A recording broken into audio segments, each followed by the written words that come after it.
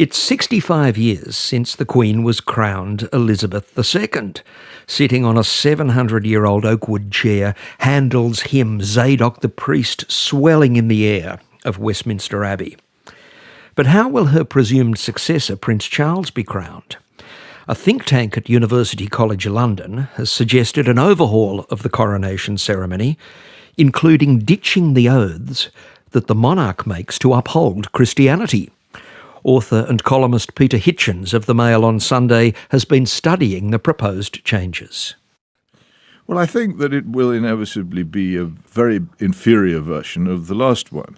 Like so many institutions in Britain, it's been preserved in a kind of sealed chamber, and at some point fresh air will rush in on it and it will crumble into dust, just like one of those Egyptian mummies which people find in pyramids. And for a moment you see the brilliant colours and the wonderful art, and then suddenly all you see is a pile of dust. I think that's what's going to happen to the coronation. I spent some time reading the service and watching old films of it, and I cannot see how anything remotely resembling it can take place in modern Britain. Let's consider the proposals then of the University College of London, its Constitution Unit. It effectively wants to desacralise this ceremony. It says Britain is now a secular country, it's time to have a more secular coronation ceremony. Well, this is just as I fear.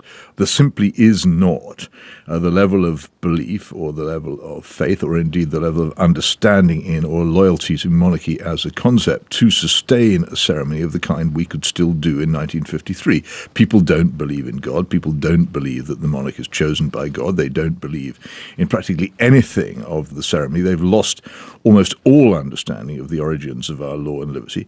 And by and large, we have become an ad mass democracy in which there is no other legitimation for any form of power or authority except the will of the crowd. And of course, the coronation is the opposite of that. But Peter, there is still enormous affection for the monarchy. No, let me... You don't think there is? Let me correct you. There's enormous affection for the present Queen, which people mistake for affection for the institution. The institution is generally either disparaged, misunderstood, or not understood, and not much cared about. OK, in a multi-faith Britain, one that, however, wants to preserve the monarchy, isn't it necessary to be a more inclusive coronation ceremony? Well, I think it can certainly be done, but the more inclusive it gets, the less of a coronation it will be, and the more of an inauguration it will become. It will be clear in this that, first of all, that the beliefs which sustain monarchy until quite recently have vanished, and that other beliefs have replaced them and, in fact, displaced them in many cases.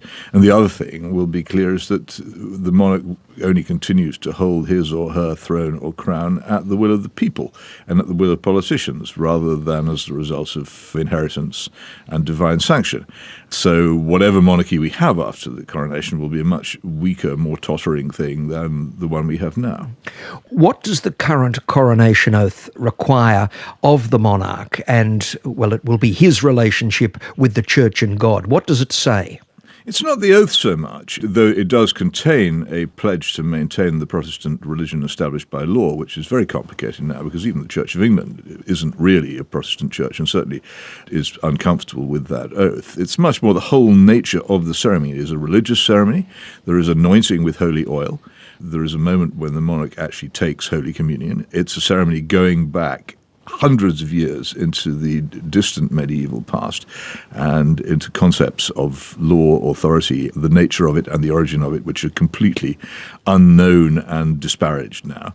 It is also, by the nature of the ceremony which took place in 1953, was an imperial ceremony of a country which had, until very recently, been one of the world's greatest empires and a considerable military power, and is now an inconsiderable country of northwest Europe.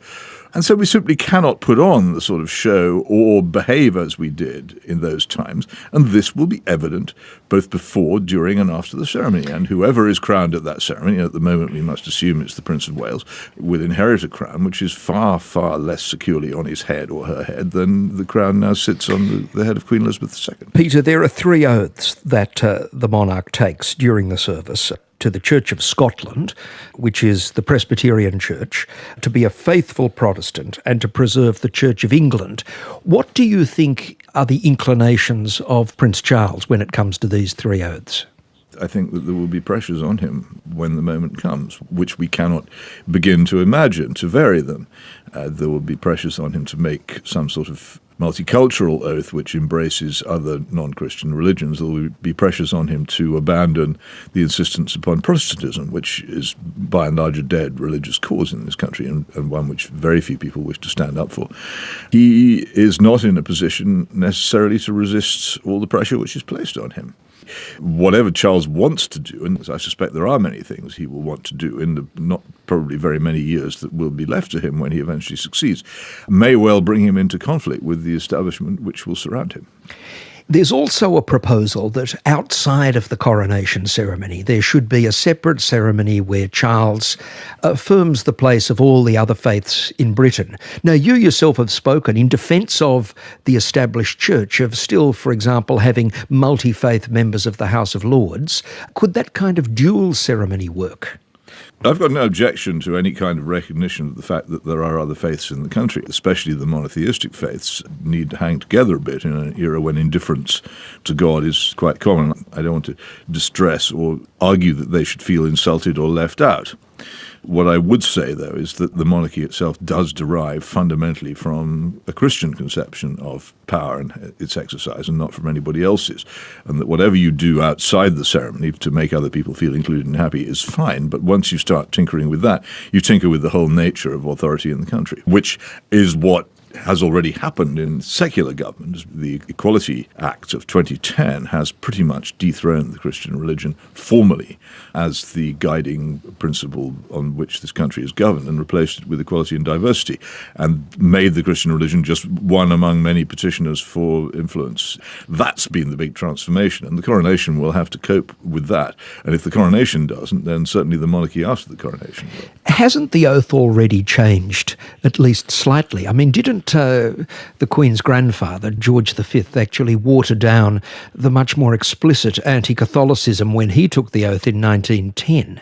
Oh, very much so, quite rightly too. There was a lot of sectarianism built into the oath and a lot of other areas of British public life dating from the 17th century and the Glorious Revolution, which was understandable then and has been got rid of now. And I'm all in favour of getting rid of that kind of rubbish. Let's not have sectarianism and denunciation of other people's faiths. That's one thing. But affirmation of your own is another, isn't it? Just finally, Peter, can I ask, we had a recent royal wedding. Do you think that affirmed and support for the monarchy and also the Anglican Church that conducted it? Well, it didn't to me, but my feeling about it is always, we hear of two young people getting married. It really isn't for me to make public critical remarks about their wedding ceremony. That's just not a polite or a civilized thing to do. So although I might have private reservations about quite a bit of it, I think I'll leave them to myself. Oh yes, but you can't be a Grinch about some of the wonderful music. God of all hopefulness. One of the great hymns of the canon there. It's not actually a hymn I particularly like, but you'll have to forgive me for that. No, there was some good music, and indeed I quite enjoy a good belting out of Stand By Me, but you're not going to tempt me into a general critique. Well, always great to talk to you. Peter Hitchens, columnist with The Mail on Sunday, the author of many books, including The Rage Against God. Thanks for joining us on the Religion and Ethics Report. Thank you very much.